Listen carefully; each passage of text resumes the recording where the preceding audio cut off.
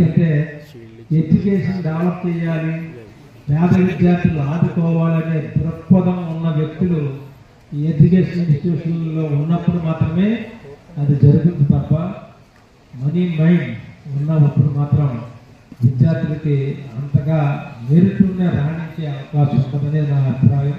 కాబట్టి ఈ Rajamahendri women's college యాజమాన్యాన్ని అలాగే టీచింగ్ అండ్ నాన్ టీచింగ్ స్టాఫ్ని మరొకసారి అభినందిస్తూ దినదినాభివృద్ధి చెందాలి.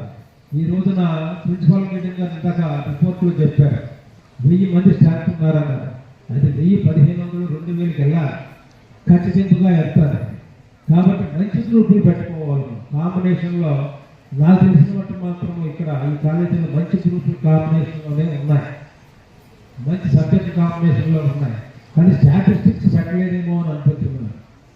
ఉందమ్మా, అది స్టాటిస్టిక్స్ ఎందుకు పడుతుందంటే నా సబ్జెక్ట్ స్టాటిస్టిక్స్ కాబట్టి మాకు అభిమానం.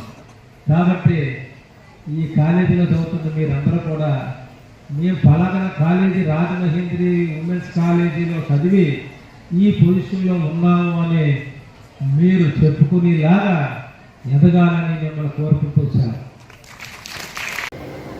మహిళా జూనియర్ డిగ్రీ పీజీ కాలేజీ యొక్క 31వ freshers day cum foundation day function ఈవేళ ఆనవ కళాకేంద్రంలో మరి ఘనంగా ఏర్పాటు చేయడం జరిగింది.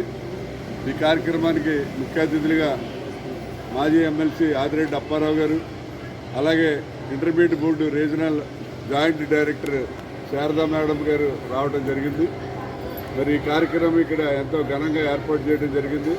1993లో మరి రాజమహేంద్రి ఎడ్యుకేషన్ సొసైటీ తరఫున డిగ్రీ కాలేజీ స్టార్ట్ చేయడం జరిగింది. అది దినదిన ప్రవర్తమానమై 85 మంది స్టూడెంట్స్ నుంచి 1100 మంది స్టూడెంట్స్ వరకు కూడా స్ట్రెంత్ పెరగడం జరిగింది. ఫస్ట్లో డిగ్రీ కాలేజీగా స్టార్ట్ చేసి తర్వాత దాన్ని పీజీ కాలేజీగా కూడా డెవలప్ చేయడం జరిగింది. తర్వాత జూనియర్ కాలేజీ కూడా పెట్టి ప్రస్తుతం జూనియర్ డిగ్రీ పీజీ కాలేజీగా డెవలప్ చేసి ఈ కాలేజీని రన్ చేయడం జరుగుతుంది. ఈ రాజమండ్రి నగరంలో డిసిప్లిన్ కాలేజీ ఏంటంటే రాజమహేంద్రి మహిళా కాలేజీలే డిసిప్లిన్ అని చెప్పి రాజమండ్రి సిటీ మొత్తానికి మంచి పేరు రావడం జరిగింది. అలాగే స్టూడెంట్స్ కూడా మంచి విద్యాభ్యాసం ఇస్తూ మంచి ఎడ్యుకేషనల్గా ఈ రాజమహేంద్రి కాలేజీలో మంచి ఎడ్యుకేషన్ ఉంటుందని చెప్పి మంచి పేరు కూడా రావడం జరిగింది. అనేక కారణాల వల్ల రాజమండ్రిలో చాలా కాలేజీలు పెట్టిన డిగ్రీ కాలేజీలు దగ్గర ఒక 6-7 కాలేజీలు ఆల్రెడీ మూతపడిపోయినాయి. కేవలం 3-4 కాలేజీలు మాత్రమే రాజమండ్రిలో రన్ అవుతున్నాయి.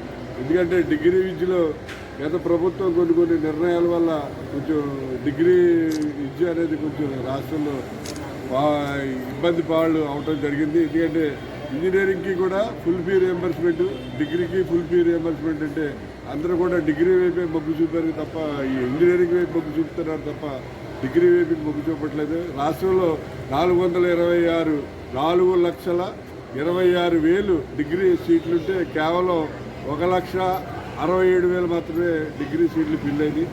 డిగ్రీ కాలేజీలు అందరూ కూడా రాష్ట్ర వ్యాప్తంగా చాలా ఇబ్బందులు పడుతున్నారు. అయినప్పటికీ కూడా మేము చాలా కాలేజీని చాలా జాగ్రత్తగా మంచి పేరు ప్రఖ్యాతులతో రన్ చేయడం జరుగుతుంది. నేను స్టూడెంట్స్కి అందరికీ ఇక్కడ మాకు మహిళా కాలేజీ అందరూ కూడా గర్ల్స్ స్టూడెంట్స్ వాళ్ళందరికీ కూడా ఎప్పుడు ఏ మీటింగ్లో చెప్పినా ఒకటే అడ్వైజ్ చేస్తారు ఏంటంటే మీరందరూ కూడా ఆర్థికంగా స్థిరపడండి అమ్మా. ఇప్పుడు మగపిల్లలు ఎవరు కూడా రెస్పాన్సిబిలిటీ ఫీల్ అయ్యి ఫ్యామిలీ పోషించాలని చెప్పి ఎవరు అనుకోవట్లేదు. అందువల్ల మీరు ఆర్థికంగా స్థిరపడి మీరే మీ కుటుంబాన్ని పిల్లల్ని పోషించవలసిన అవసరం ఎంతైనా ఉందని చెప్పి పిల్లలందరికీ కూడా చెప్పడం జరుగుతుంది. అలాగే ఈ 30 సంవత్సరాల నుంచి మన మహిళల కోసం ఈ విద్యని ప్రోత్సహించి వాళ్ళకు ఉద్యోగ అవకాశాలు కల్పిస్తున్నారని చెప్పి నరేంద్ర మోడీ గారు బేటీ బచావో బేటీ పడావో అని చెప్పి ఒక కార్యక్రమం పెట్టారు. ఆ కార్యక్రమంలో మన రాష్ట్రం నుంచి నాకు విద్యారత్న అనే అవార్డు కూడా మరి ప్రధానమంత్రి గారు విద్యారత్న అవార్డు రావడం జరిగింది. దాన్ని రాష్ట్రపతి భవనంలో నాకు ఇవ్వడం జరిగింది. మొదటి నుంచి కూడా కేవలం పేద విద్యార్థులు ఎవరైతే ఉన్నారో వాళ్ళందరికీ కూడా బాగా చదువుకోవాలి, మహిళలందరూ ఆర్థికంగా స్థిరపడాలనే ఉద్దేశంతో మరి వీళ్ళందరికీ కూడా చదివించడం, వాళ్ళందరికీ కూడా ఉపాధి అవకాశాలు కల్పించడం జరుగుతుంది. నేను అందరూ కూడా మరి ఈవేళ చాలామందికి ఉపాధి అవకాశాలు మా కాలేజీ ద్వారా చాలామందికి కల్పించడం కూడా జరిగింది. మరి నేను ప్రతి మీటింగ్లో ఉంటే చెప్తా, మీరు ఎవరైనా సరే డబ్బు లేదని చదువు మానిపించవద్దు. ఒక ఇంట్లో ఒక ఇంజనీర్ కానీ ఒక డాక్టర్ కానీ అయితే ఆ కుటుంబం బంధువులు అందరూ కూడా చాలా పైల్లో వస్తారు. కాబట్టి మీరందరూ కూడా కంపల్సరీగా పిల్లల్ని చదివించండి.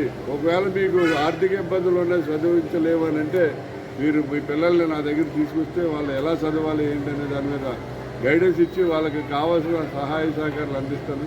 విద్య మాత్రం ఫస్ట్ ప్రిఫరెన్స్ ఇవ్వండి అని చెప్పి ప్రతి మీటింగ్లో చెప్తాను. ఇప్పుడు కూడా చెప్తున్నా, ఎవరూ కూడా డబ్బు లేదని చదువు మానటం అవసరం లేదు. ఎందుకంటే రాజశేఖర రెడ్డి గారు మహానుభావుడు ఫీజు రియంబర్స్మెంట్ పెట్టాడు.